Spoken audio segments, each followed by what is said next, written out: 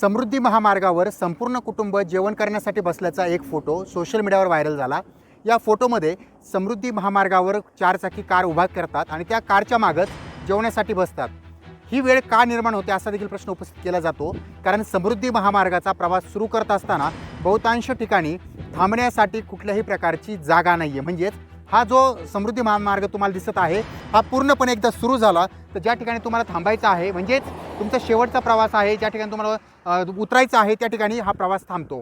मात्र एक प्रश्न हा देखील उपस्थित केला जातो, कुठल्याही प्रकारची या ठिकाणी शौचालयाची व्यवस्था नाही आहे, हॉटेलची व्यवस्था नाही आहे, मध्ये कुठं दवाखाना लागत नाही आहे। त्यामुळं बऱ्याचदा असं होतं की ऐन वेळेला शौचालयासाठी जाण्यासाठी किंवा लघुशंकेला जाण्यासाठी या ठिकाणी आपल्याला या ठिकाणी असलेल्या काही साहित्यांचा उपयोग करावा लागतो। म्हणजेच हॉटेल लागत नाही आहे, या ठिकाणी कुठल्याही प्रकारचं कोणतं रेस्ट हाऊस लागत नाही आहे। त्यामुळं नागरिकांना नाईलाजानं गाडी कुठेतरी उभा करावी लागते आणि त्यानंतर हलकं व्हावं लागतं।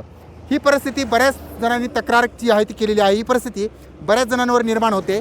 मात्र एक प्रश्न देखील उपस्थित केला जातो, समृद्धी महामार्ग बनला मात्र या ठिकाणी जी काही सुविधा द्यायला हवी होती ती म्हणजेच कुठेतरी लघुशंकेला जाण्यासाठीची जागा द्यायला हवी होती किंवा त्यासोबतच शौचालय देखील या ठिकाणी नाही आहेत। त्यामुळं नागरिकांना गाड्या ज्या आहेत त्या रस्त्यावर बाजूला कुठेतरी उभ्या कराव्या लागतात आणि त्यानंतर स्वतःला मोकळं करावं लागतं। ही परिस्थिती जी आहे ती या ठिकाणी निर्माण झालेली आहे। त्यामुळे ही मागणी केली जाते की समृद्धी महामार्गाच्या बाजूला कुठेतरी सोय करण्यात यावी, ती म्हणजे थांबण्यासाठीची, त्यासोबतच जेवणासाठी कुठेतरी हॉटेल्स असावेत।